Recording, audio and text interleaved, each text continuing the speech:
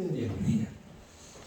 제가 이 기로에 쓴 현재의 한국 이렇게 썼는데 현재 우리나라는 굉장히 복잡하고 이런 힘든 시기이기도 한데 멸망으로 가는 절망의 길 앞에 놓여 있고 또 세계를 선도하는 영광의 길일 수도 있고 이 두 길의 갈림길에 서 있다고 생각이 됩니다. 이 어려운 시국을 어떻게 해결할 수 있을까?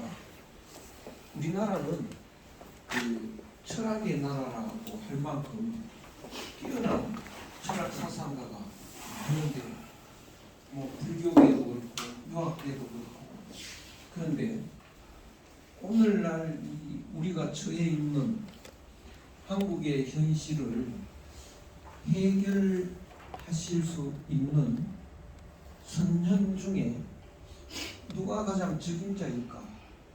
어떤 분이 오늘날에 나타나시면 가장 잘 해결하실까? 그 점에 초점을 맞춰서 제가 쓴 이 글은 이미 나와 있는 글이기 때문에 이걸 되풀이 안 하셔도 오늘날에 그 중요한 문제점과 연결해서 말씀을 드리겠습니다. 그래서 이런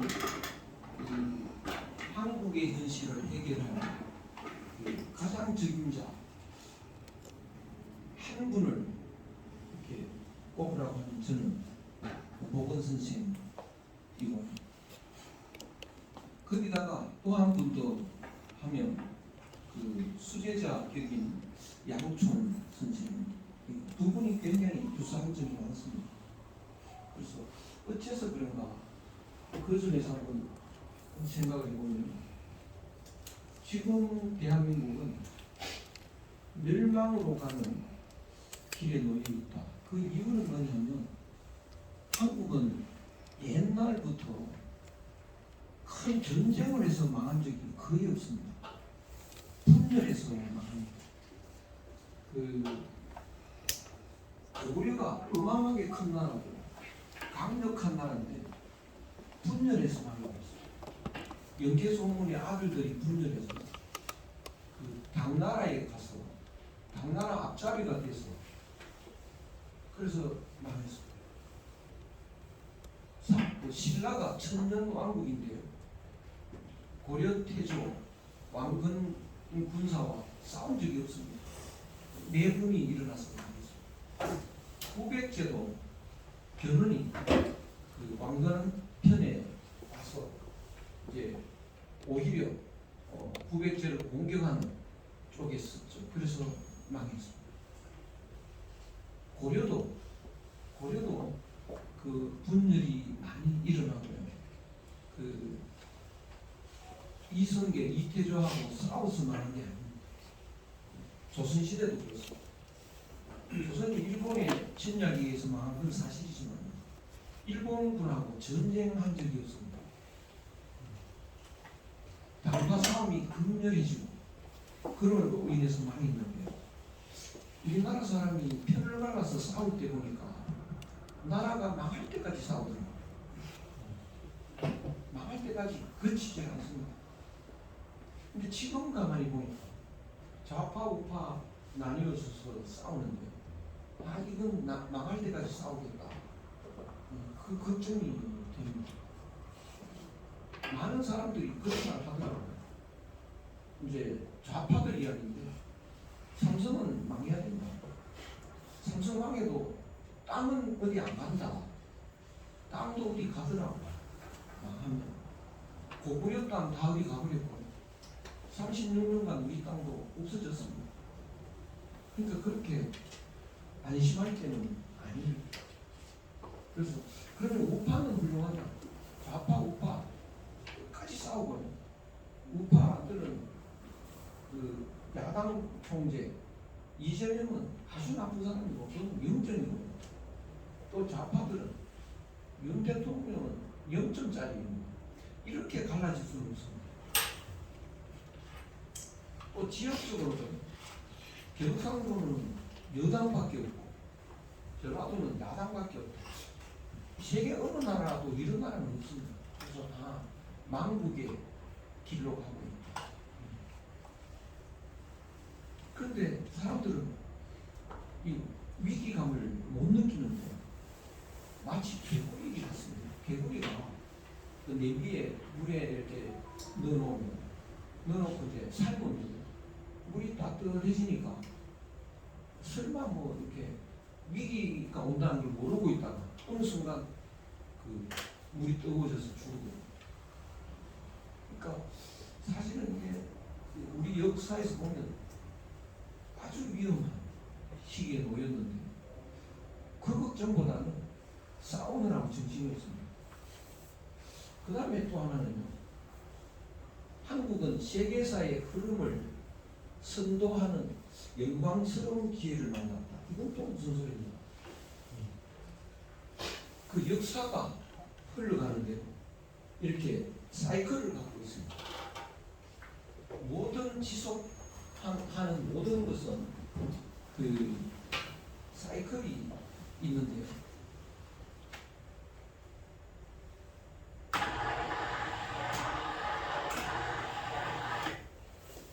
그 밤낮 이것도 사이클을 이루고 봄, 여름, 가을, 겨울도 순환하면서 갑니다. 그 순환의 법칙은 음양의 법칙입니다.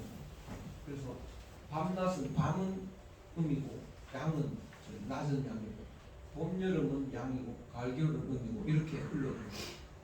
근데 역사도 음양으로 흘러가는데요. 그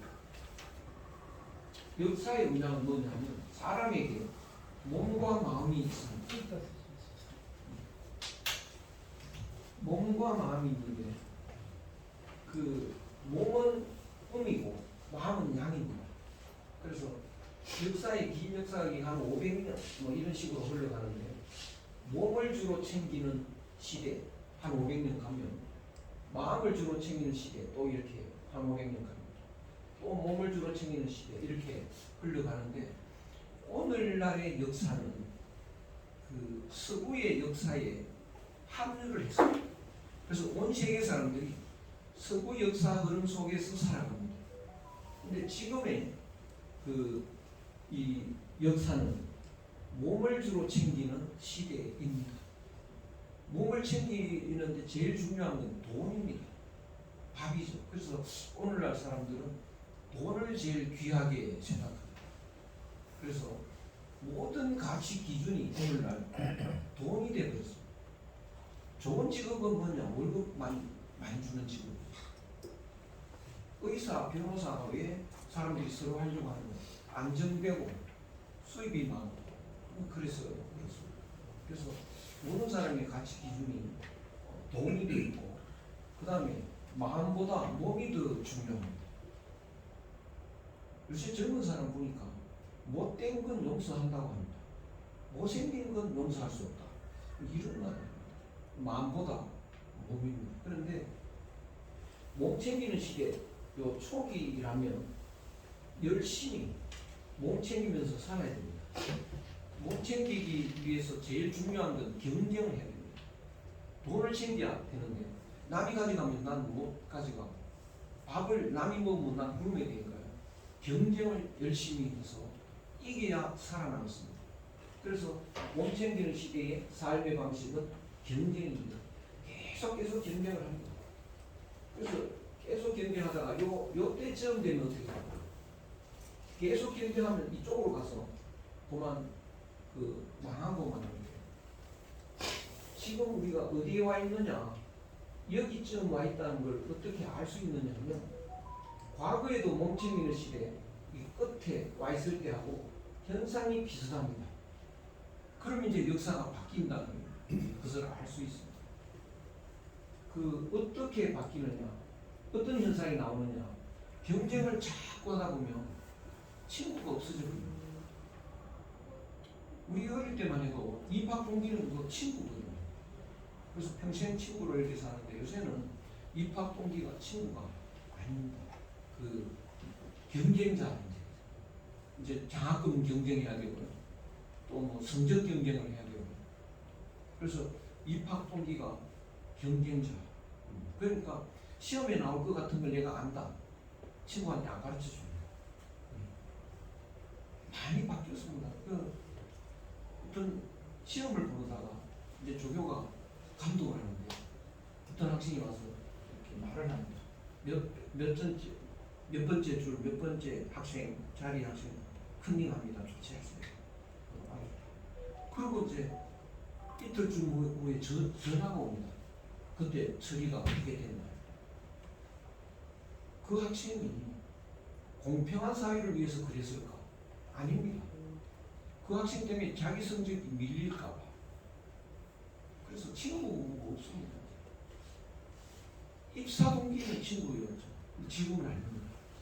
입사 동기도요, 경쟁자예요. 제일 치열하죠. 성진 경쟁의 적이라.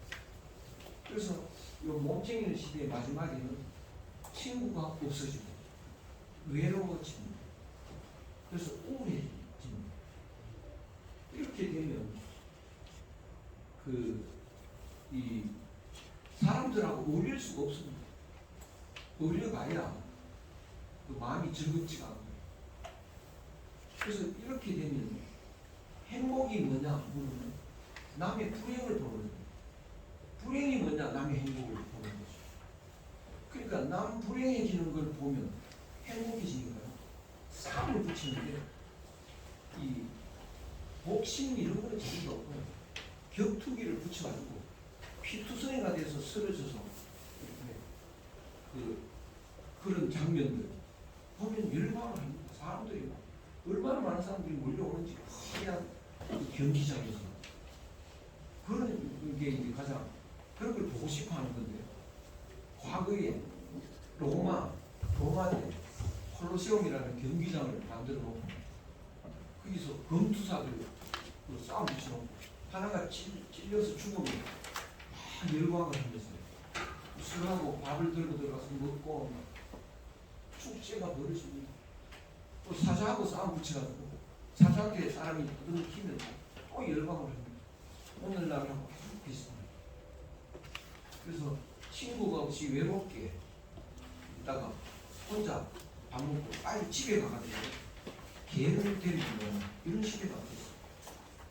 친구보다 개가 좋고. 저도 어쩔 수 없이 이제 애들이 막 가정하고 이래서 개를 길러갔는데 정말 그 개가 이제 한 18년 있다가 죽으니까 온 가족이 웁니다. 그것도 하루 이틀도 아니고. 근데 요새 그 상가집에 가면 우는 사람 별로 없습니다. 그렇게 할아버지 돌아가셨을 때 우는 사람 거의 없는데 개 죽었을 때는 뭐 보통 우는 게 아니에요. 그래서 사람보다 개가 훨씬 좋은 시대가 됐다. 이거는 이제 몸쟁이의 시대 마지막에 나타나는 인간 상식의 시대입니다. 그런데 희한하게 그 몸을 잘 못 챙기고 마음을 잘 챙기는 사람들이 있습니다. 바로 한국 사람입니다. 그래서 한국 사람은 경쟁력이 없습니다. 친구한테 보정을 써줘서 같이 망하고 이거는 경쟁력이 전혀 없는 거죠. 이런 사람이 이제 대표적으로 한국 사람인데, 그래서 한국 사람은 그 연애를 해도 굉장히 독특하게 합니다. 그 I love you라고 하지 않고 그냥 한마디로 love 이럽니다. 사랑합니다 이러지. 나는 당신을 사랑합니다라고 말합니다. 무슨 소리냐면 나는 당신을 사랑한다면 나와 당신은 남남인데 사랑을 해서 우리 같이 살아보자 이런 건데 사랑 때문에 같이 사는데 사랑 안 하면 헤어지는 거죠. 근데 우리는 사랑하면 하나 되어버리는 거예요. 요새는 우리도 많이 변했지만 사랑해서 결혼하면 이건 하나가 되기 때문에 헤어진다는 게 없는 겁니다. 그래서 사랑을 하면 하나가 된다는 것은 희생을 하는 겁니다. 부모가 자녀한테 희생하는 건 하나이기 때문에 하는 거거든요. 그래서 한국 드라마나 영화를 보면 연애한 사람들이 이제 상대가 위험에 처하면 자기 목숨을 버리는 이런 내용이 쫙 깔려 있습니다. 그러니까 그 전에는 뭐 저런 바보 같은 사랑을 하느냐, 왜 자기가 손해보는 사랑을 하냐 이렇게 이제 생각을 했는데 외로워 죽겠는 사람들이 보니까 눈이 확 뜨였습니다. 저런 사랑을 한 번만 받아봤으면 죽어도 소원이 없겠다. 그래서 한국의 문화가 전 세계를 흔들고 있습니다. 저 쿠바에 저 시골 산골에 젊은 여자아이들이 그 한국말로 한국 노래를 따라 부릅니다. 이거는 깜짝 놀랄 일입니다. 그래서 이건 무엇을 의미하느냐? 한국 사람은 아직도 마음에서 오는 향기가 있습니다. 그래서 문화에 마음이 실려 있으니까 외로워 죽겠는 몸챙이는 마지막 시대에 이제 마음 챙기는 시대로 돌아가야 역사가 이어지는데 그 마음 챙기는 문화가 한국에 남아있기 때문에 한국에 열광을 하는 겁니다.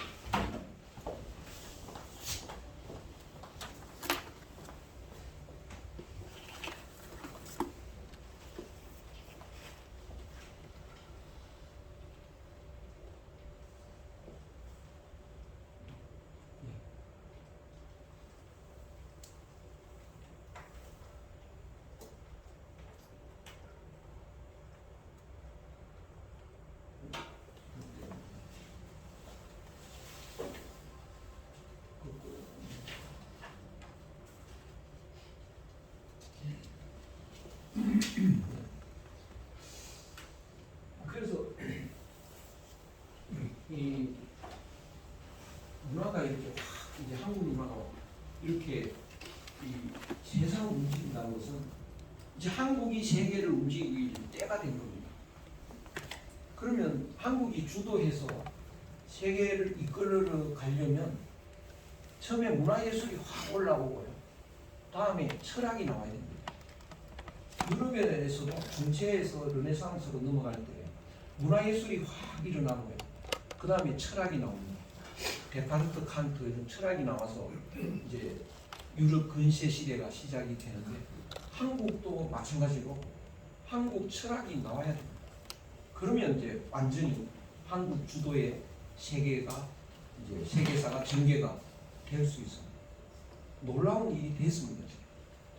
그러면 이제 우리가 한국 철학사를 주목을 해야 되는데 서점에 가서 한국 철학사를 사서 보면 삼국시대부터 시작해요.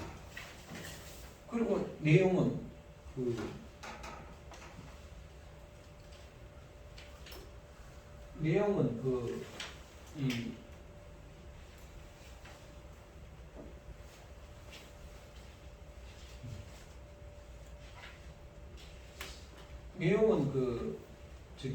유교, 불교, 노장 철학 이런 식으로 이제 설명을 해 가는데요. 이건 제가 한국이 왜 기로에 서게 돼 있냐 그 내용 이유를 조금 설명한 건데 시간도 그렇고 시간이 좀 간단히 말씀드리면 이거는 한국 사람은 저 유럽이나 일본 사람하고 완전히 다른 건데요. 유럽이나 일본 사람은 요 대밭에 가면 대나무가 있지 않습니까? 요거를 두나무로 생각합니다. 그래서 여기에 넣으면 요건 나죠. 그런데 한국 사람은 이 대밭에 대나무가 있을 때 뿌리를 아는 사람들입니다. 그래서 뿌리를 알면 이것이 너가 아니고 이것이 나가 아니고 우리가 하나가 되는 거죠. 그래서 한국인의 특징은 뿌리를 중요하게 생각하고 지금도 족보를 만들고 이런 뿌리를 중요하게. 그래서 뿌리가 우리는 하나니까 우리는 하나가 되는 거죠. 그래서 하나 되는 걸 굉장히 중요하게 생각합니다. 그래서 이런 특징에서 보면 한국인의 기본 정서는 너도 아니고 나도 아니고 우리가 됩니다. 네가 내고 내가 너니까. 그래서 우리 아버지 이러지 내 아버지 이런 사람 잘 없는데 요새 젊은 사람들은 내 아버지 이렇게 말을 하기도 하고 노래 가사도 내 아버지 이렇게 하는데 이거는 조금 우리 전통이 아닙니다. 그래서 우리는 너라는 말도 나는 말도 잘 안 쓰고 그냥 우리죠. 왜? 이 하나니까. 여기에서 단점도 있고 장점도 있습니다. 단점은 뭐냐? 이게 네가 내고 내가 내니까 네 거는 내 끼고 내 거는 내 거다 이렇게 되고, 단점은 아버지 돈은 내 돈이죠. 아버지 돈은. 그러니까 우리나라 사람은 우리 아버지가 젊은 여자랑 재혼을 하신다고 아들, 딸들이 이제 들고 그럽니다. 우리 돈 다 뺏겼다. 이건 다른 나라에서는 그런 일이 없습니다. 아버지 돈 아버지가 쓰는데 자녀들이 뭐 그게 관계할 게 없는데 우리는 아버지 돈 그래서 네 돈은 내 돈이다 이게 깔려 있습니다. 친구하고 이렇게 밥을 먹어도 돈 많은 사람이 한 사람이 낸다고. 우리 친구들 지금도 보면 돈 많은 사람은 이제 현재 야 밥값 내 이러고 다음에도 네가 내 이러고 돈 매기는 것처럼. 그래서 네 돈은 내 돈이다 이게 아주 우리의 나쁜 점 속에 들어있습니다. 그러면 돈 많은 사람을 보면 내가 아픈 거예요. 내가 돈 많아야지. 네 돈은 내 돈이어야지. 배 아픈 사람이 이제 심리가 많은데요. 이거를 부추기는 사람들이 있습니다. 첫째는 칼막스. 여러분 저 사람 돈 많죠? 돈 많습니다. 그거 다 여러분들의 돈입니다. 뺏어가지고 나눠 가져야죠. 안 그래도 배 아파 죽겠는데 확 불이 붙어요. 그리고 저 정치인들이 또 불을 붙입니다. 정치인들은 나라 걱정 않고요. 표 걱정을 하는 사람이 많아요. 근데 표는 보니까 배 아픈 사람들이 표가 많습니다. 그러니까 자꾸 돈 많은 사람을 공격합니다. 지난 정부 때 보니까 제가 삼성분들 이야기 들어보니까 얼마나 무사하게 그런지 몰라요. 이 노조가 없다고 노조안 만든다고 그러죠. 그거를 조사를 하고 노조 만드는데 반대했던 사람을 잡아놓고, 아니 회사가 운영을 잘하면 가만두면 될 텐데.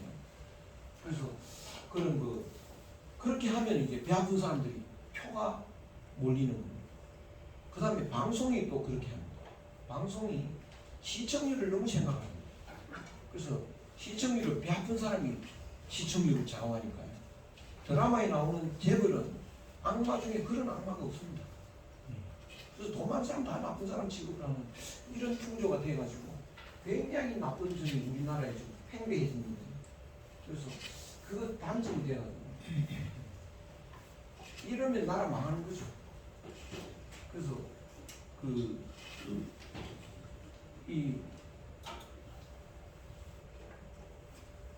다음에 네가 내고 내가 내니까 너의 의견은 나의 의견은 같아야 됩니다.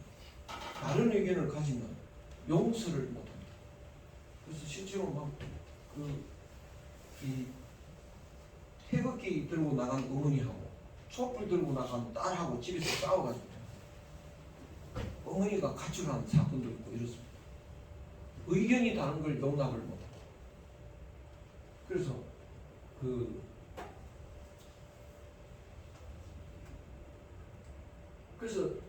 획일적이 되거든요. 혹시 나는 A가 좋은데 다른 의견이 있습니까? 없습니다. 괜히 배신죄 걸릴 이유가 없죠. 그래서 학교에 수업하다 학생들한테 질문하는 건 잘 안 합니다. 괜히 배신죄 걸릴 것 같아서요. 그래서 획일적이 되고 그러면 이제 기가 죽습니다. 하고 싶은 말 못하고 가만히 있어야 되니까 힘이 세죠. 그러면 분열이 일어납니다. 우리는 분열이 일어나면 멸망을 하게 되죠. 이렇게 됩니다. 그런 단점을 가진 사람은 우리는 인간 취급을 하지 않고 짐승이라고 합니다. 그런데 장점을 가진 사람은 네가 아프면 나도 아픕니다. 네가 슬프면 나도 슬픕니다. 네가 위험하면 내가 목숨 걸고 뛰어들어갑니다. 그런 남을 중심으로 남을 걱정하는 사람들이 생기고요. 다정합니다. 정이 많습니다. 그리고 내 의견이 귀한 것처럼 남의 의견도 귀합니다. 그래서 귀가 크게 이렇게 잘 들어줍니다. 그래서 다양한 의견이 나오고 그러면 이제 활기가 넘치고 신바람이 나는데요. 그러면 대화합을 해서 기적이 일어납니다. 배 12척으로도 수백 척을 무찌를 수 있는 사람들이 됩니다. 그런 장점을 가진 사람을 우리는 사람이라고 하고 단점을 가진 사람은 짐승이다. 이렇게 말합니다.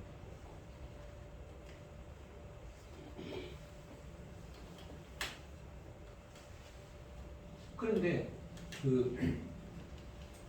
이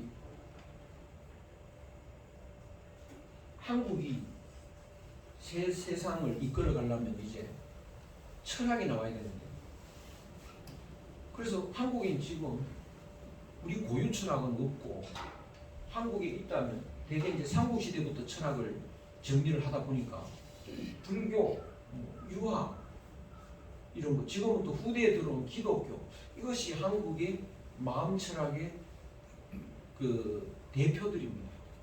그러면 이 철학들이 그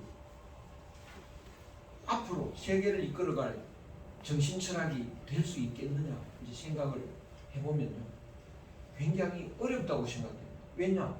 기독교가 끌고 가면 불교 한 사람 돌아서고, 불교 하는 사람이 끌고 가면 기독교 한 사람이 돌아서고, 전체가 화합해서 끌고 가지 못할 겁니다. 그리고 한국 기독교에 보면 예수 사상이 들어있고, 예수 사상과 반대된 왜곡된 예수 사상이 핵심처럼 들어가 있습니다. 한국 불교에도 석가모니 사상이 있고 왜곡된 석가의 사상이 여기에 들어가 있고, 유학에도 똑같습니다. 공자 사상이 있고 왜곡된 공자 사상이 여기에 핵심인 것처럼 들어가 있습니다. 우리가 유학 그러면 윤리 사상의 핵심이 삼강오륜인데요, 삼강은 유학이 아닙니다. 공자 사상과 반대가 됩니다. 삼강. 그 삼강 다 아시지 않습니까? 뭐 임금은 신하의 강이다, 별이다. 임금이 위태로우면 신하는 목숨 바쳐야 됩니다. 남편이 위태로우면 부인은 목숨 걸고 지켜야 됩니다.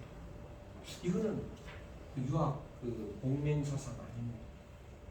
그래서 남편이 위태로우면 손가락 잘라서 이렇게 피를 입에 넣어주는 건 그건 다른 사고예요. 가슴을 잘라서 피를 넣어주는 여자도 있는데, 그러면 이제 죽습니다. 그 죽으면 연령운이 썩어요.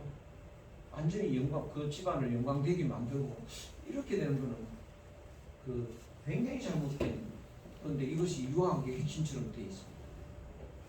신체 발부는 수시부모, 이것도 그래서 입신 출세 뭐 양명의 후술, 이것도 유학의 핵심인 것처럼 되어 있는데 아닙니다. 그 한나라 때 나옵니다.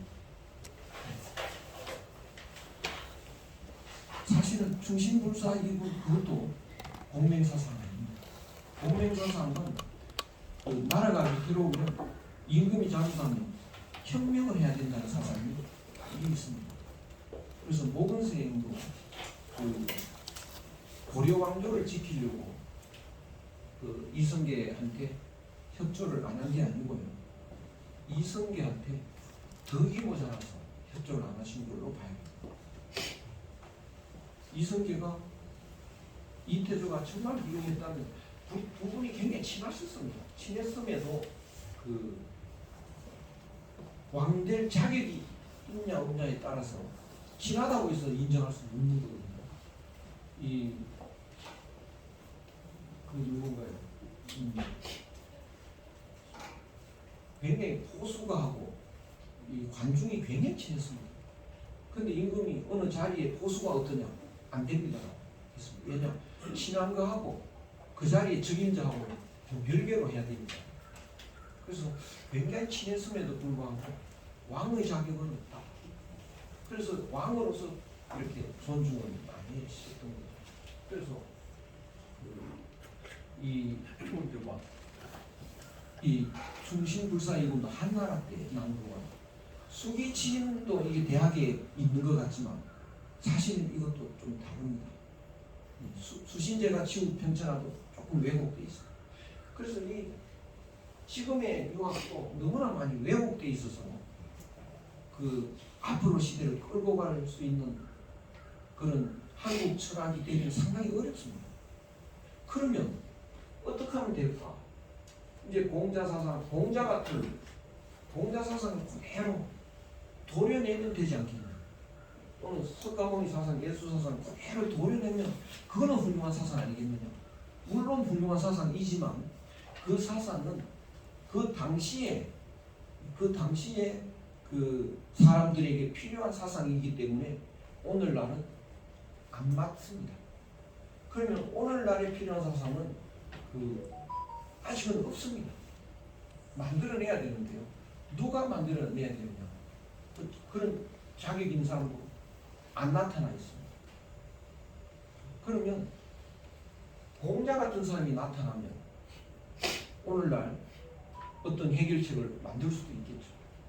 예수도 나타나면 되겠죠. 석가가 나타나면 더 되겠죠. 그래서 교회 다니는 사람은 예수가 재림하기를 기도하고, 절에 다니는 사람은 석가모니가 미륵불로 다시 나타나기를 막 빌고 이러는데 그것만 갖고 되는 게 아니겠죠. 언제 다시 재림할지 그거는 뭐 막연합니다. 그래서 지금 다급한데 어떻게 우리가 한국 철학을 만들어낼까? 거기에 이제 한번 잘 생각을 해보면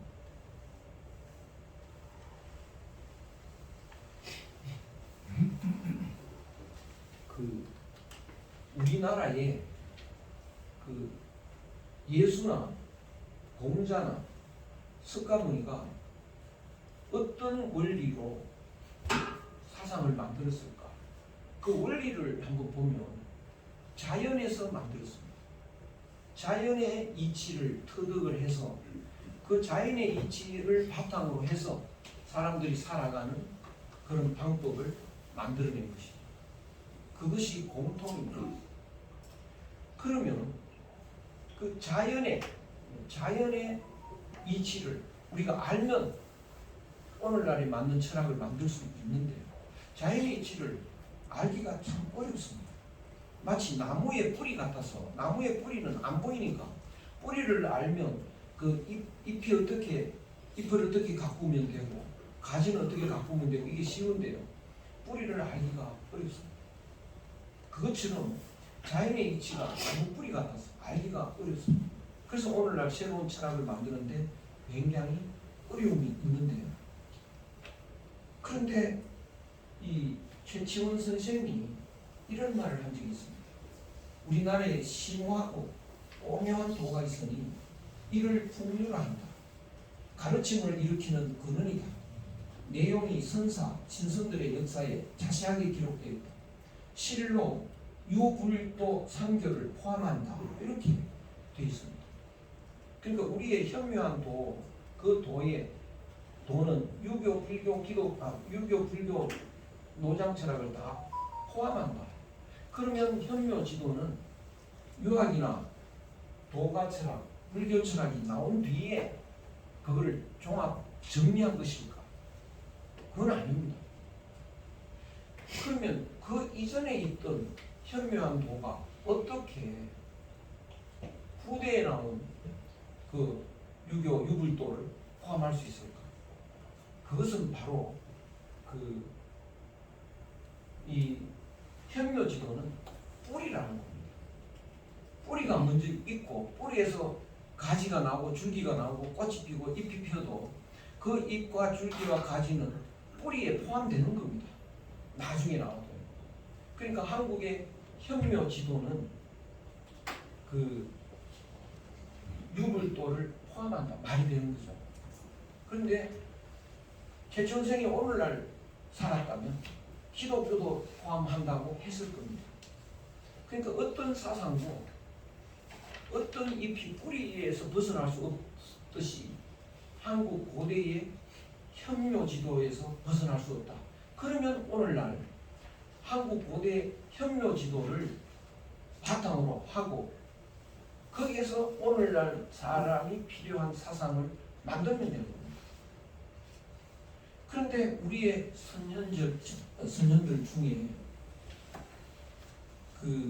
당군 시대 때 현묘한 도를 굉장히 중시했던 분이 누구였냐 과연? 수많은 선현들 중에 당군 시대의 사상을 굉장히 귀하게 생각하고 중시하고 연구하신 분이 누구냐? 당군을 공유하고 즐겨하는 신라의 화백은 그 당군의 시대부터 내려오는 그 전통을 이어서 수련을 한 사람인데 그런 전통을 중시해서 철학으로 연구하고 강조한 사람은 모건생입니다. 그 다음에 그 양총 선생 두 분밖에 안 계십니다. 화랑이 선현은 아니거든요. 철학자는 아닙니다. 그래서 선현들 중에 우리 고대의 그런 철학의 뿌리를 중시하고 그걸 붙들고 계신 분이 대표적으로 모건 선생 이외에는 없습니다. 그 수제자인 양손. 그럼 오늘날 우리가 굉장히 필요한 세계를 선도하려면 한국 철학이 나와야 되는데 지금 없는 것처럼 되어 있습니다. 그런데 한국 철학을 만들 수가 있는데요. 그 사상이 모건 사상한테 들어있습니다. 그 점이 굉장히 주목할 만하죠. 그 다음에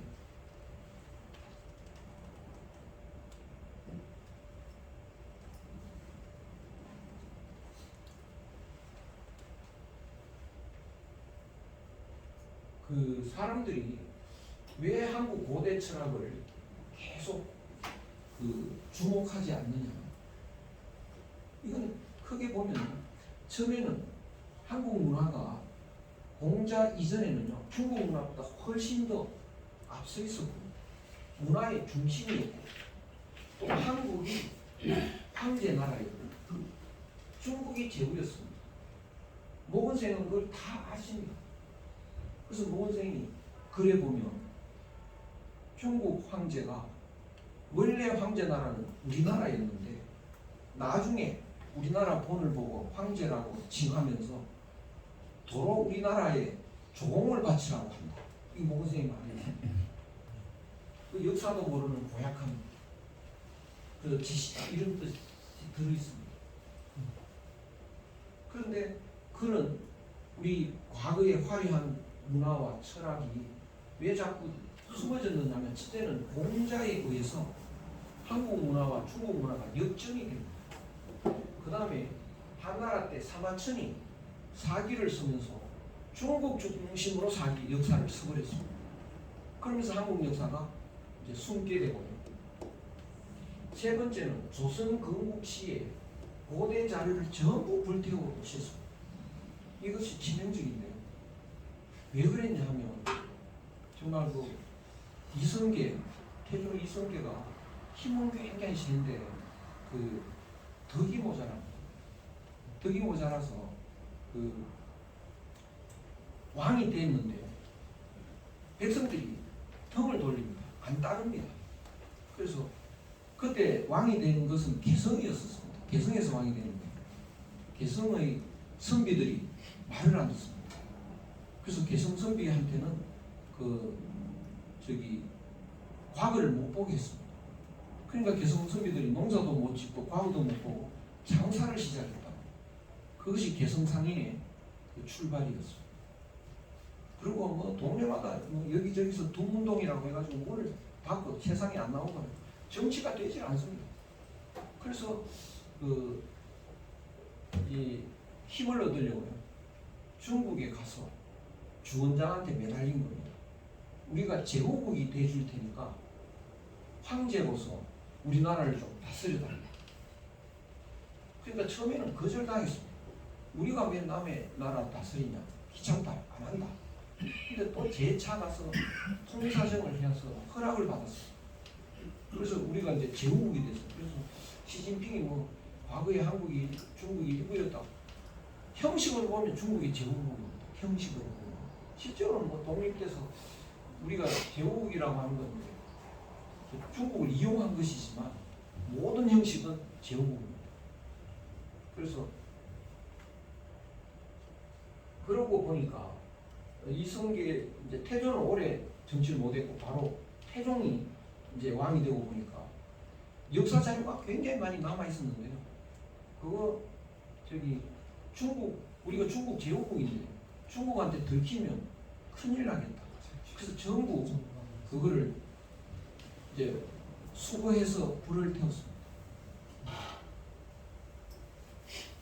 그 다음에 세조 때 남은 거 사사지 뒤져서 또 불태웠습니다. 만약 들고 있다가 갖고 있다가 다른 사람한테 들키면 그 사람 재산 몰수해서요. 그걸 고발한 사람한테 줬습니다. 예종 때는 그걸 갖고 있다가 들키면 사형에 처했습니다. 그러니까 우리나라 고대사 자료가 사라져버렸죠. 그 다음에 일제 때 또 한국사를 완전히 말살했습니다. 그 이유가 일본이 한국을 합병하려고 하니까 장기를 부린 겁니다. 어떤 장기를 부렸냐 하면 일본은 어떤 희한하게 증거를 남기면서 일을 합니다. 그래서 그 위안부 문제도요. 일본은 위안부 아니라고 매춘부라고 합니다. 매춘부라고. 왜 매춘부냐? 위안부들이 일본에 끌려가면서요. 도장 찍은 게 다 서류가 있습니다.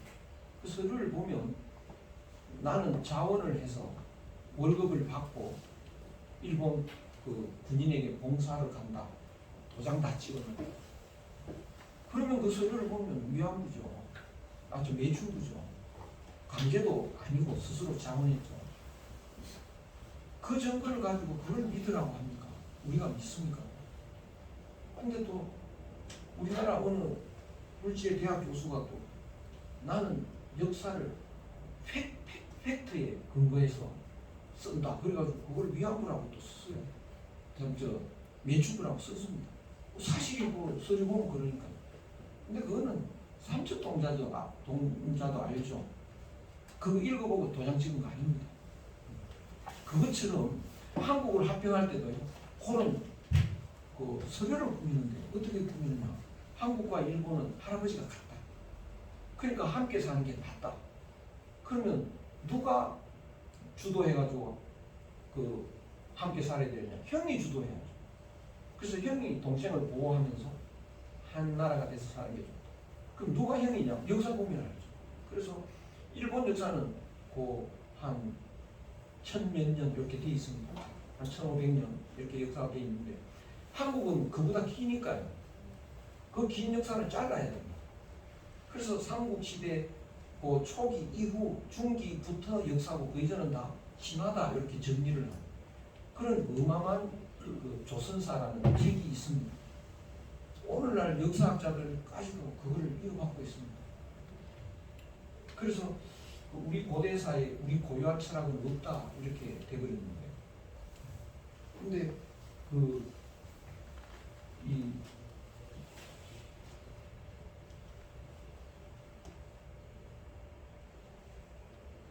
모건 선생은 이 고대에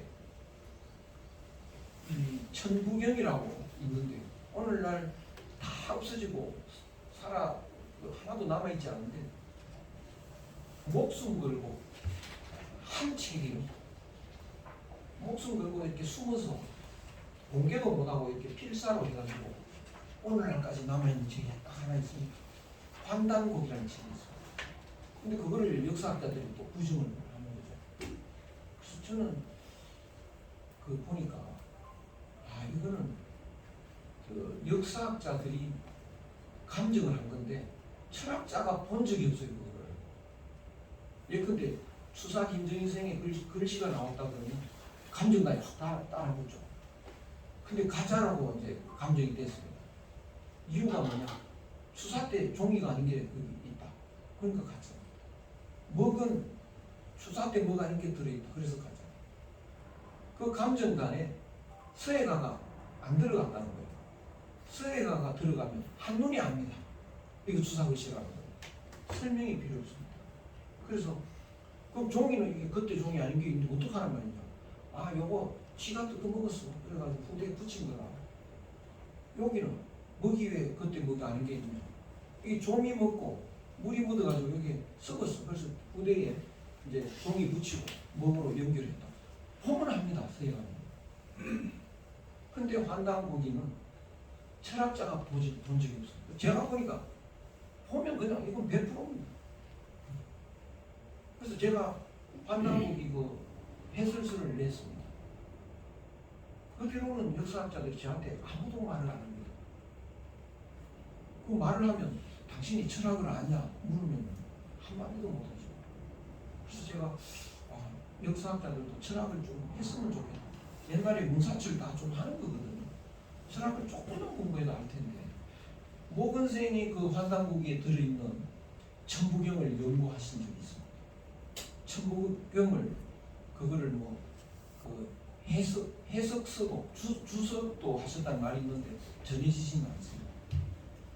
근데 그래서 그 천부경이 모든 철학의 뿌리라는 것이 이제 이해가 되고, 그래서 모건생이 계셨다면 오늘날 만약에 모건생이 계신다면 바로 그 천부경에 있는 철학, 삼일신고에 있는 철학으로 세계를 오늘날에 필요한 그 바탕을 바로 만드시겠죠. 그리고 그걸 만드는데요, 그 과거에 있던 여러 진리들을 이렇게 모아서 집대성해서 오늘날의 방법으로 되살려야 다른 사람들이 다 호응을 합니다. 그러면 오늘날이라면 이제 예수는 어떤 철학입니까? 석가모니는 어떤 철학입니까? 공자는 어떤 철학입니까? 그 핵심을 다 섭렵을 해서 보면 공통의 진리가 들어있습니다. 그 진리를 바탕으로 오늘에 필요한 철학을 만들어내면, 그러면 기독교 하는 사람도 크게 반대 안 하고 불교 하는 사람도 크게 반대 안 할 거고, 그리고 오늘날에 필요한 그 철학이 딱 맞아 떨어집니다. 그분들이 만든 그 방식이 그 당시의 방식인데 그 원리는 오늘날에도 적용이 되는 것이죠. 그런데 과거의 선nhân 중에 기존에 있던 철학을 섭렵해서 집대성한 사람이 누구냐? 저는 모건생 이외에는 못 봤습니다. 모건 선생은요, 노장 철학이 대가입니다. 아주 전곡을 찌르시고, 그 다음에 불교도 아주 해박하십니다. 그 스님을 깨우치기도 하고, 그래서 그 도를 그렇게 닦으면 안 된다, 나중에 후회한다 이렇게. 그러니까 스님들보다 훨씬 위에 가 계십니다. 유학도 마찬가지고, 오늘날에 그 모건생이 계시면 기독교도 섭렵하실 겁니다. 그리고 예수의 아주 핵심을 찍어내실 겁니다. 그래서 세계에 있는 모든 철학을 다 섭렵하고 집대성해서 그 원리를 바탕으로 앞으로 필요한, 세계에 필요한 철학을 하나 만드실 거라고. 근데 그 관점에서 보면 모건 선생 이외에 누가 가능하겠냐? 그 철학의 내용으로 봤을 때 실제로 모건 선생을 굉장히 닮은 정치가가 있는데 세종대왕입니다. 세종대왕은 철학자가 아니라 하더라도 그거를 실천을 하셨더라고요. 그러니까 세종대왕 당시에 사람들이 유학밖에 몰라요. 유학이 아닌 건 다 배척을 합니다. 아주 편협해졌어요. 그래서 이 신하들이 주작 이외에는 다 공격을 합니다. 그럼 이제 싸움이 일어나는 거죠. 싸움이 일어나니까 너무 사람이 편협하다. 그래서 세종대왕이요, 장자라는 책을 인쇄를 해가지고 신하들한테 좀 읽으라. 근데 세종대왕이 굉장히 놀랐어요. 그리고 성균관 유생이 북한산에 놀러 가가지고 젊은 스님들을 두들겨 팼습니다. 그때는 주자 1세기니까 중을 좀 때릴 기로 스님 이렇게 되는데요. 세종대왕은 그 유생들을 엄벌에 처했습니다. 그런 정신이 모건 선생의 그 정신이 이어진 거라고 보여집니다. 그래서 전체를 아우르는 그런 폭넓은 철학으로 이렇게 통합할 수 있는 이런 철학의 뿌리가 모건 선생입니다. 모건생 이외에는 찾기가 어렵습니다. 그러니까 예. 그 현대적 의미라고 하는 것이 과거에 그때 모건생은 이런 철학도 있었고 이런 철학도 있었다. 그것만 설명하기보다는 그 철학이 오늘날 어떻게 되살아날 수 있느냐라고 하는 게 더 중요한 것입니다. 그럼 그 관점에서 모건생 관점에서 보면 오늘날 한국이 가장 필요로 하는 그 철학의 점수를 끄집어내셔야 되니까 그래서 그 모건생의 정신에서 보면 다 보입니다. 그래서 그걸 이제 보면 천부경의 하나처럼 천부경의 하나처럼 여기서 보면 그 하나인 본질 그래서 이 뿌리는 하나니까요. 이 천부경에서 말하는 건 하나를 굉장히 중요하잖아요. 하나를 그러니까 모건생은 천인무관이다. 하늘과 사람이 하나라는 겁니다. 하나. 본질적으로 하나다. 그래서 일시무시. 하나에서 시작이 되는데 시작되는 거 없다. 일종무종. 하나에서 마치는데 마치는 게 없다. 굉장히 심오한 철학인데요. 그 하나에서 시작되는데 시작되는 게 없다. 이게 무슨 뜻이냐면 이런 비유를 할 수 있는 게 물에 거대한 호수에 물이 있고 얼음 A, 얼음 B, 얼음들이 쭉 떠 있는데 얼음이 여러 개 떠 있는데 얼음 A, B 모두가 본질은 그냥 물입니다. 본질은 모양만 다르지. 그러니까 이 물 전체하고 얼음들하고 하나입니다. 물이라는 면에서요. 그러니까 이 물에서 얼음 하나가 얼기 시작했다. 본질은 변함이 없습니다. 그래서 시작해도 시작한 것도 없습니다. 그럼 얼음 하나가 본질은 물인데 얼음이 없어져 버리면 녹아 없어지면 얼음이 없어졌구나. 근데 본질을 알면 얼음은 물이니까 녹았다는 것은 본래 모습으로 되돌아간 거지 없어진 게 아니고 본질에서 보면 그냥 하나인 것이. 한국 철학에는 그런 게 깔려 있습니다. 그러니까 할아버지 그저께 돌아가셨다 이런다고. 돌아가셨다. 그러니까 이 몸이라는 게 얼음 덩어리처럼 물이 얼은 것처럼 이 우주에 그 빈틈없이 존재하는 전기가 있습니다. 기운이 있습니다. 그 기가 모인 게 몸입니다. 그러니까 본질은 이 몸이 이렇게 보이지만 본질은 그 우주에 있는 기입니다. 그러니까 죽은 게 아니고 그 기로 돌아간 거죠. 그래서 우리나라 사람들 돌아가셨다 이런. 그래서 일본말을 가만히 보니까 없어지셨다 이렇게 표현합니다. 나쿠나리마시다 이렇게. 영어를 보니까 무슨 멀리 사라지셨다 이렇게 표현하는 것 같아요.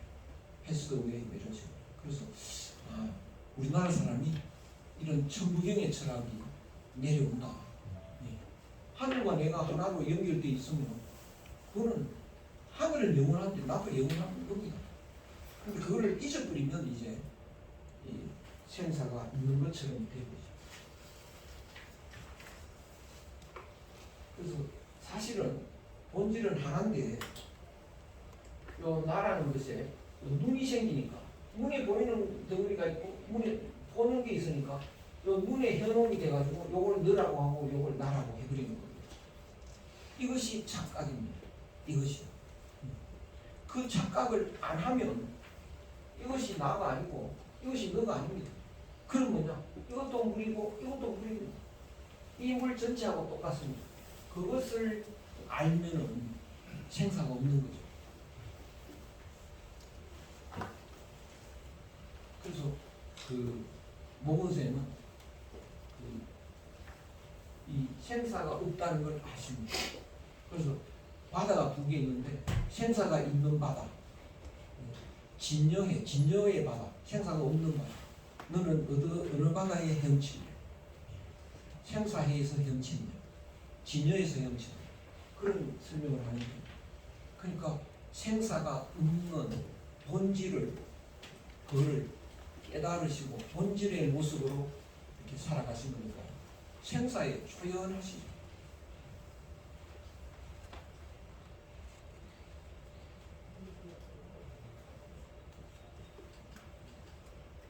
근데 요 일시무시 다음에 일석삼극 무진본 이런 말이 있는데 거기도 보면 이 하나가 천지인 삼극으로 나누지지만 끝없는 뿌리이다.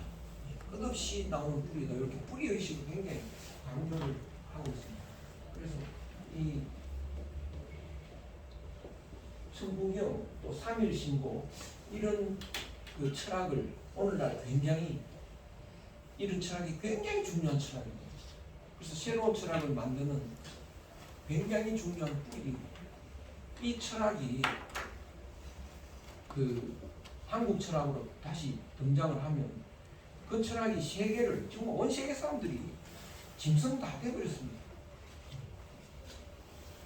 그 인간성이 거의 다 파괴돼 버린 거예요.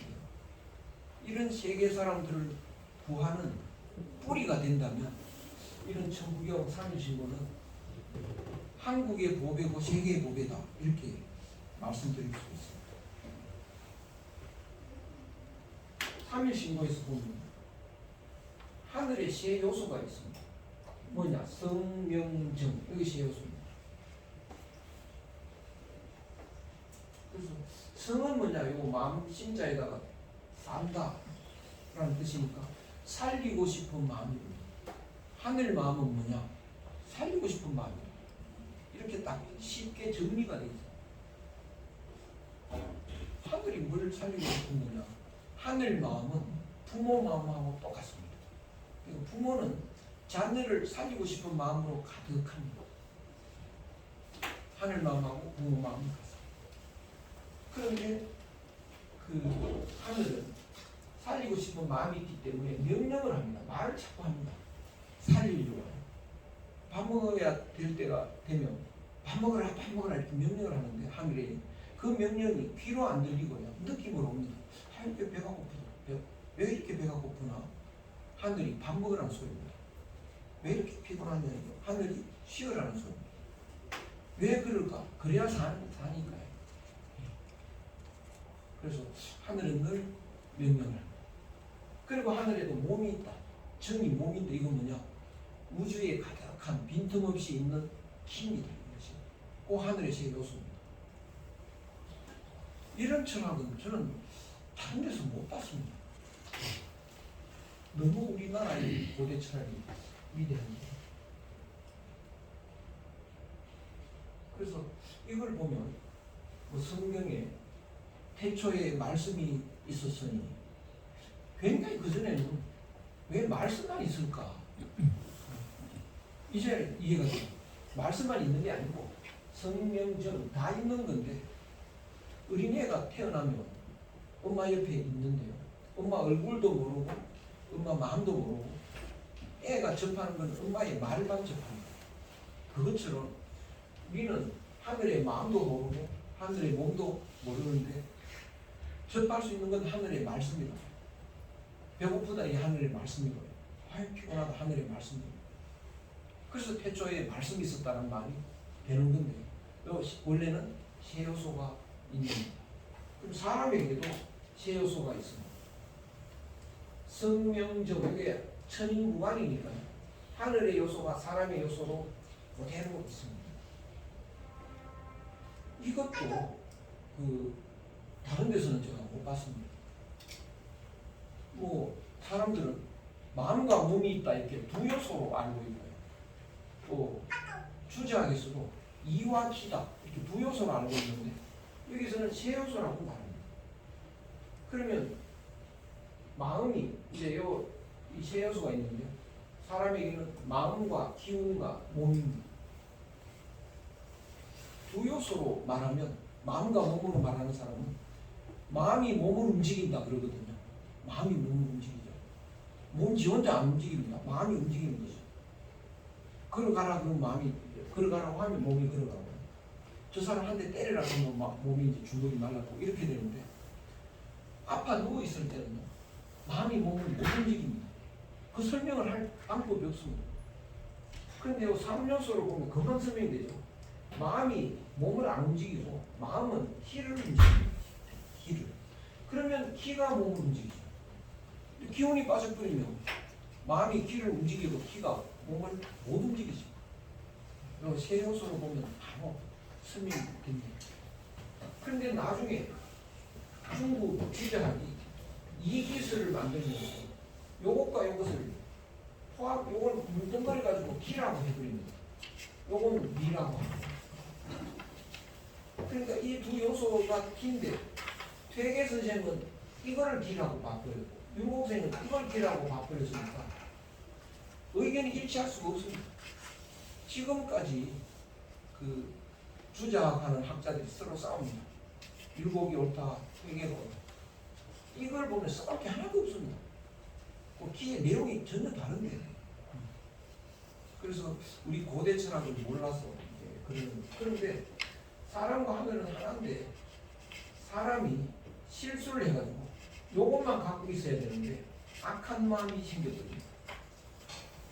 그래서 사람 마음속에 착한 성과 하늘 마음과 악한 마음이 있고 사람의 그 기는 그 속에 하늘의 말씀이 들어있고 그것만 있어야 되는데 사람의 기운이 탁해지기만 합니다.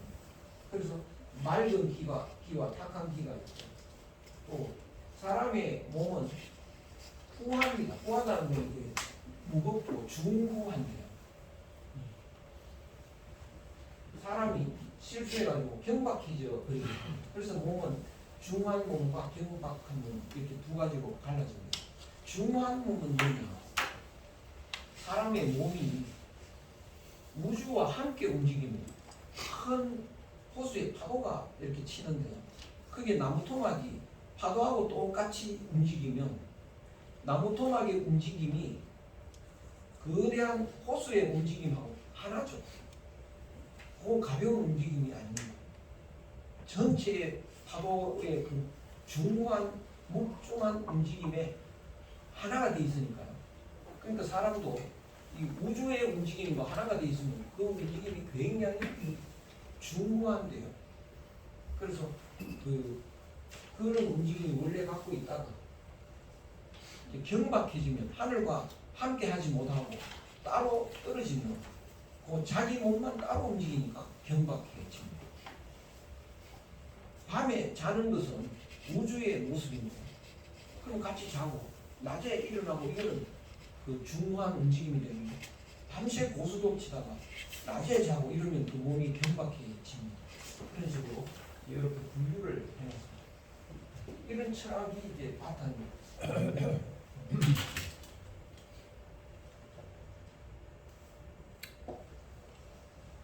그래서 선한 사람은 복받고 악한 사람은 재앙을 받고 기가 맑은 사람은 장수하고 기가 탁해지면 요술하고 몸이 중후한 사람은 귀한 모습이 되고 몸이 경박하면 선한 모습이 됩니다. 몸이 중후한 사람은 귀한 모습이 되는데 귀한 모습이 되면 그 몸이 중후하려면 어떻게 되느냐? 몸에 마음이 들어있기 때문에 마음이 착해야 되고 또 몸에 기가 들어있으니까 기가 맑아야 됩니다. 착한 마음으로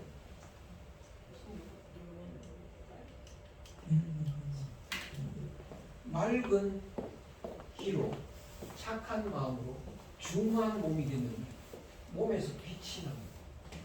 몸에서 빛이 나는데 어떤 빛이냐? 그 위험이 생깁니다. 위험. 그러니까 이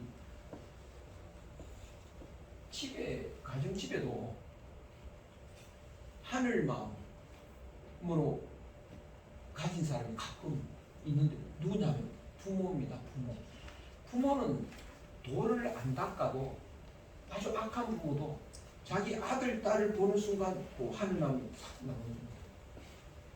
그래서 특히 엄마는 그런 하늘 마음이 있기 때문에 엄마가 아는 것도 없고 학교도 별로 안 다니고 그래도 함부로 못합니다. 엄마 앞에 가면 거기에 숙일 수밖에 없는 이 하늘 마음이 에서 오는 위력이 있는데요. 그런데 자기 아이가 아니고 다른 사람 볼 때는 이제 그런 하늘 마음이 숨어버리는데 하늘 마음을 늘 갖고 계시는 분은 누구를 만나도 고개를 숙입니다. 그래서 우리는 모건생이 왜 위대하냐? 뭐 문장이 대단하고 뭐 철학이 뛰어나고 이것보다는 보는 순간 이렇게 고개 숙이게 하는 그런 위험이 있는 거죠. 그 마음에서 오는 몸가짐에서 오는. 그래서 그 중국에 이렇게 사신을 가도 젊은 사람을 보내야지. 근데 노부를 연세가 드셨는데도 이번엔 내가 가야겠다. 왜? 젊은 사람 가면 이번이 굉장히 중요한데 그걸 못 해낸다. 말이야 다 하죠. 근데 말로 되는 거 아닙니다. 그래서 중국 황제를 만났을 때 그쪽에서 벌써 고개가 숙여져야지. 거기서 말을 똑똑하게 잘했다. 그 외교가 되는 거 아닙니다. 그래서 그 공민왕도 그렇고 공민왕은 이렇게 모건생을 딱 보면 벌써 고개가 숙여집니다. 그러니까 모건생이 오신다 그러면 향 피우고 기다리고 이승계, 태조, 이태조도 모건생을 보면 고개가 숙여집니다. 그래서 이게 모건 영당도 이태조가 건설하지 않으면 다른 사람 못하거든요. 바로 경복궁 앞인데. 그러니까 늘 보고 싶은 거죠. 그 가정집에 아이들이 엄마 보고 싶은 그런 끈한 힘이 있습니다. 그 힘으로 되는 거지. 그래서 철학자들이 철학의 내용을 분석하고 이것도 중요하지만 더 중요한 것이 이런 중한 몸에서 나오는 귀한 그런 몸에서 그런 위험, 그것이 제일 중요한 것이죠. 그것이 안 되면서 뭘 한다고 하면 잘 안 되는 거죠. 그래서 두 종류의 사람이 있다. 본질을 회복한 사람. 본질을 회복한 사람은 이제 개개인이 아니고 하늘처럼 되버립니다. 그런 사람은 모두를 사랑합니다. 모두를. 그래서 우리도 사실은 우파들은 좌파들이 다 죽고 없으면 좋겠다 이런 생각이 들고요. 좌파들은 또 우파들이 다 없으면 좋겠다. 대통령이 비행기 타고 가는데 비행기 떨어져라고 기도하고 이런 참 있을 수 없는 일인데요.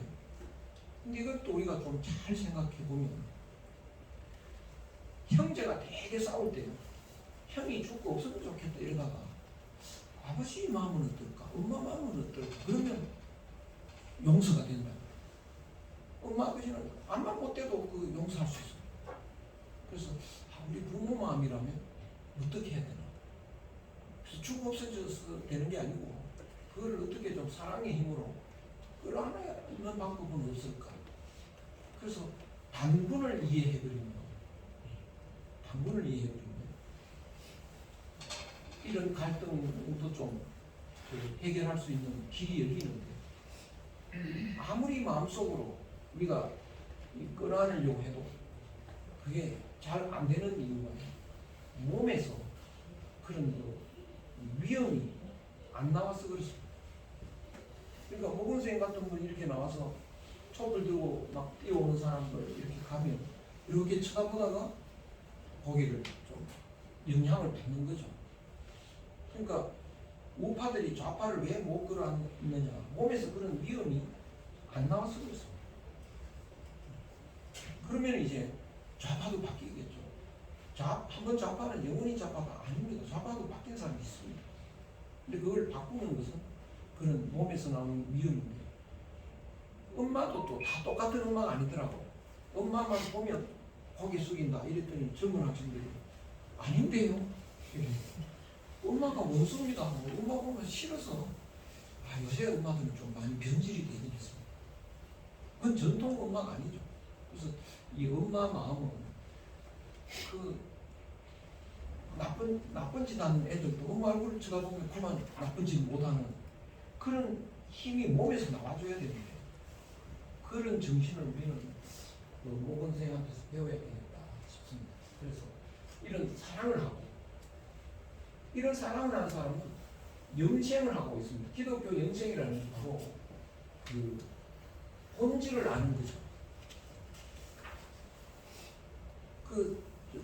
나쁜 종교들이 사이비 종교가 굉장히 많은데 영생교 뭐 이런 게 있는데 사람들이 다 죽기 싫으니까 여기 와라 너는 안 죽는다 이래서 몰려가는 사람들이 많은데 그거는 이 몸이 계속 산다는 건 사기입니다. 없습니다.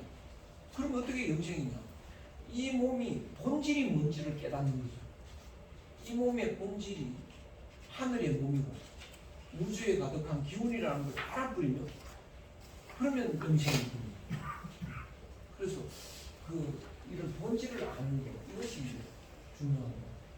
그런 사람이 이제 진짜 행복이고 군자 우리는 그런 사람은 사람이다.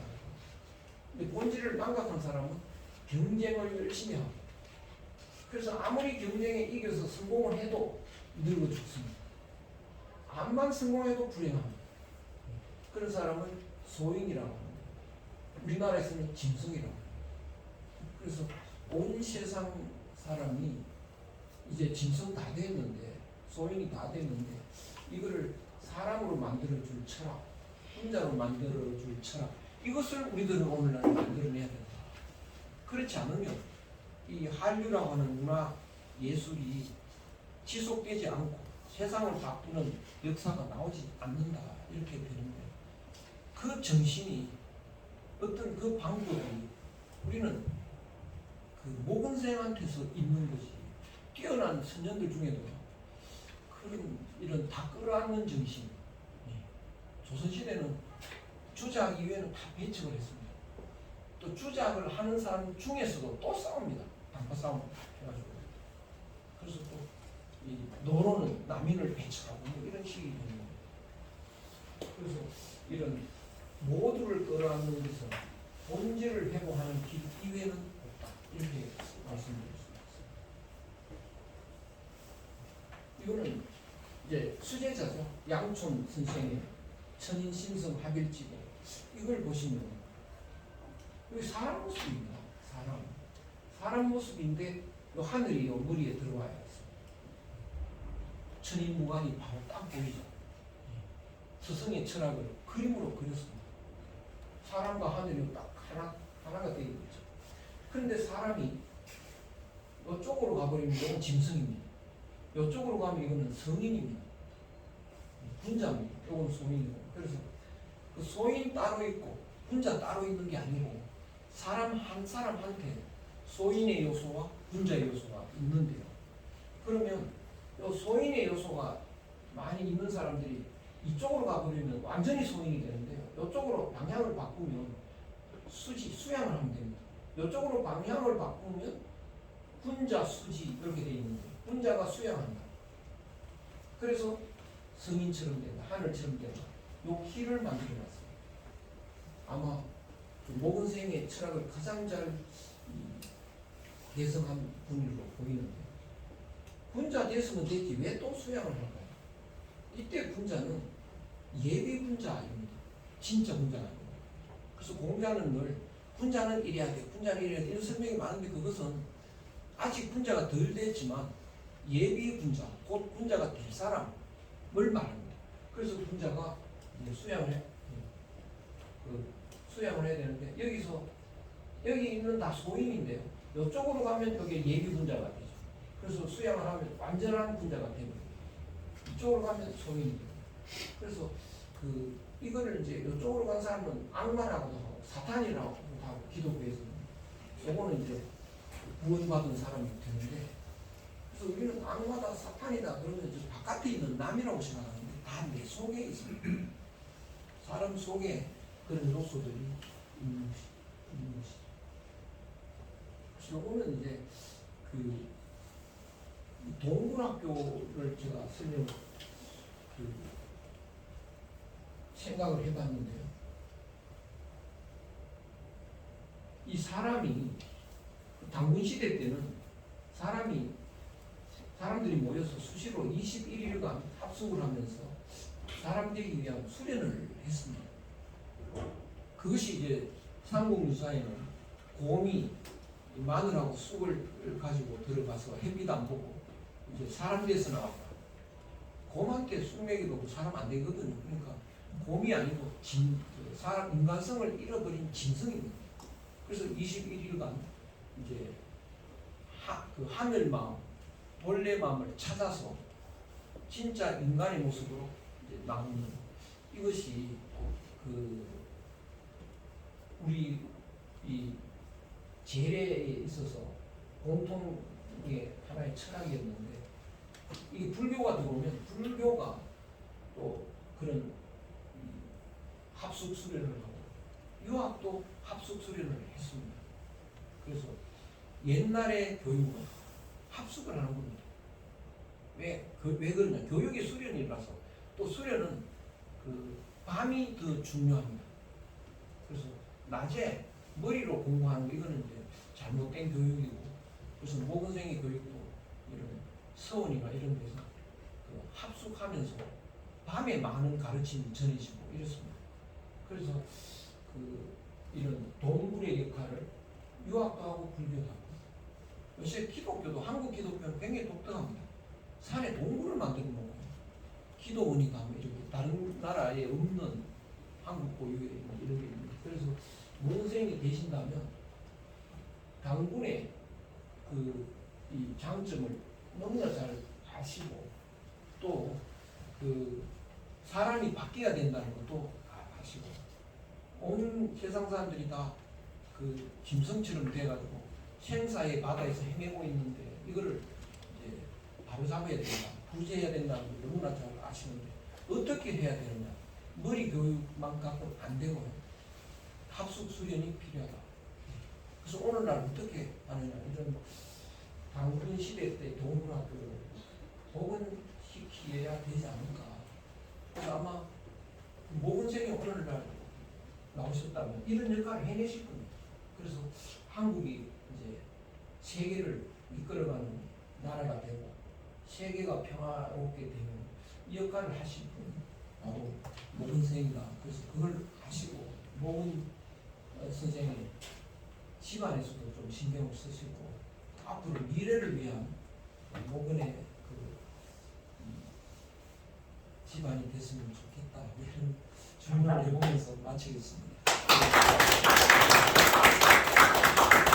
생각나는데요. 예. 사실 인류의 그 합석수련은 예. 저는 이제 신영화 선생님께서 예. 우리 친석기 인류들의 우리 친주 단양에서 동부생활 일하는 그런 그 연구 결과가 있더라고요. 예. 그 합숙 생활의 기간이 얼마냐면 우리가 3만년입니다. 마지막 기간이 3만 년이라고 되니까 3만 년 정도의 합숙 생활을 해서 우리의 선조분께서 사실 무엇이 됐느냐 하면은 지금 여기에 갖고 있는 합숙 생활을 하는 생활 지식들을 다 연구하시고 그게 단번한 신화, 뭐 여기 우리 옥녀 신화 같은 이런 것들을 만들어내고 또 제일 중요한 게 말을 언제 만들었는가. 말을 할 줄 아는 인류가 사실 그때 형성됐다고 저는 이제 제가 이제 추정을 하고 있는 건데 사실은 그 말을 우리가 이렇게 하고 그리고 사실은 우리가 하고 있는 단체, 공동체의 정책 그걸 같이 살아가는 방법 이런 것들에 대해서 학습 훈련 그리고 학습을 통해서 가장 뭐라 할까요? 그 공동체의 헌신적인 화백의 정책 그리고 당군의 어떤 지도력, 헌신 이런 것들이 우리 사상 안에 계속 있었고 그것이 이제 모건 선생님 저희 선생님께서도 그때까지 있었던 가장 그 좋은 지식들을 정제하고 실제 우리가 학풍을 만들어냈다는 그 자랑스러운 선제에 대해서 다시 감사드리겠습니다. 네, 그래서 저는 이제 그 신석기 인류에 대한 이 구찰 이런 것부터 지금 천부경학교 말씀하셨지만 그 이전에 하늘에 뚝 떨어진 게 아니냐 나는 저거 주의했습니다. 문서원에서 그런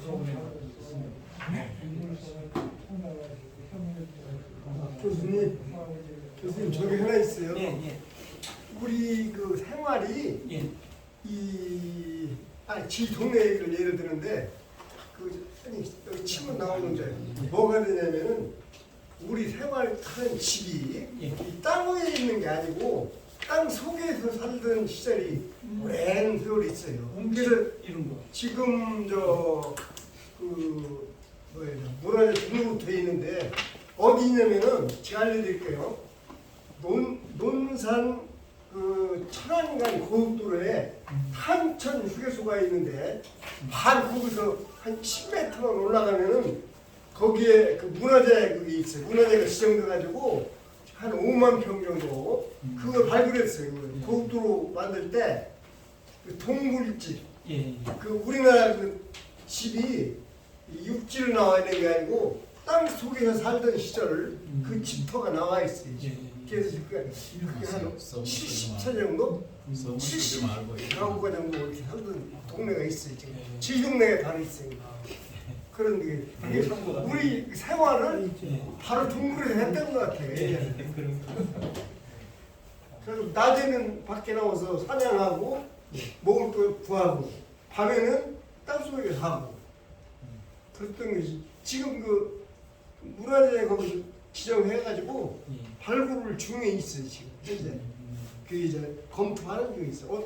집을 어떻게 지어야 물이 안 들어가고 어떻게 지어야 큰 방도 있고 작은 방도 있고 여러 개의 방도 그렇게 그런 게 지금 우리는 거기만 있는 게 아니라 제가 찾아보니까 다른 데도 몇 군데가 있더라고요.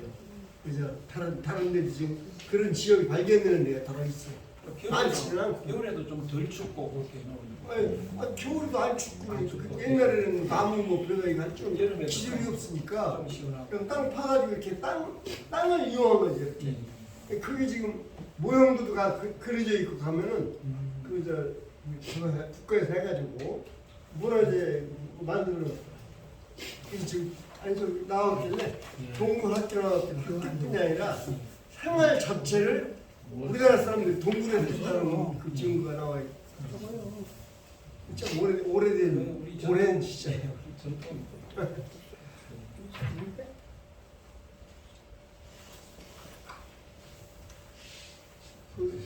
여기 저기 네이버에 공주 치면 나와요. 그냥 공주 동굴 치면 그냥 나온다고요.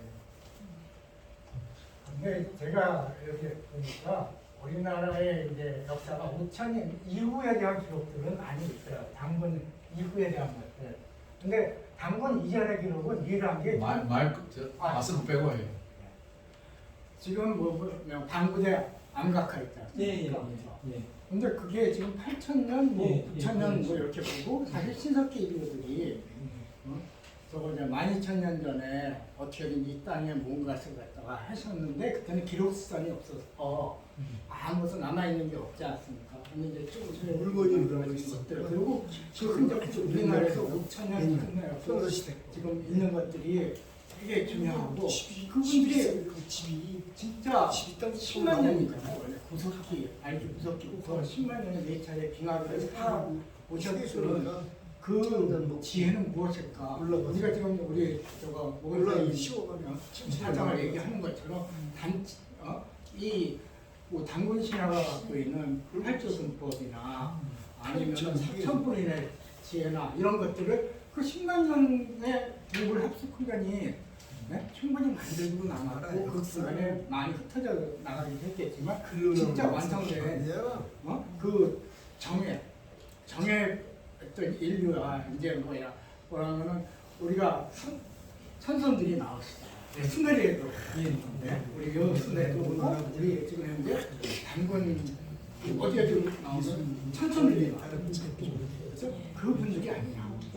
그런 분들이 지금 현재 그 기후나 어떻게 해서 또 우매하게 이 많은 사람들이 어떤 철학을 만들고 모범을 보여주고 이렇게 대거하면서 공동체를 만들어 왔던 이 역사에 대해서 사실 얼마나 중요한 것이라고 생각을 하고 그것에 대해서 제가 우리 역사에 대해서 좀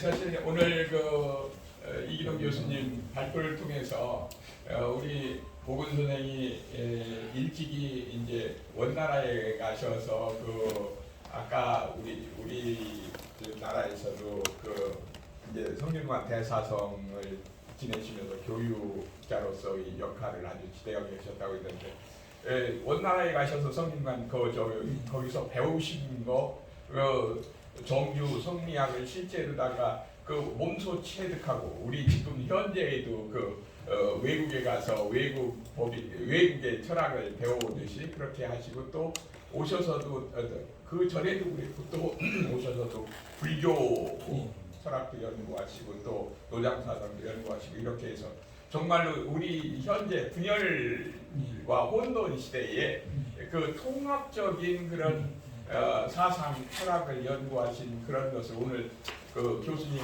강의를 통해서 다시 느낄 수 있었고 그런 통합적인 사상적 체계가 앞으로 좀 확립이 돼서 우리나라의 그 정치라든가 철학이라든가 그 생활 기반의 지침이 될 수 있었으면 좋겠다는 그런 생각을 해봅니다. 아주 좋은 강의 잘 들었습니다. 고맙습니다. 박수 한번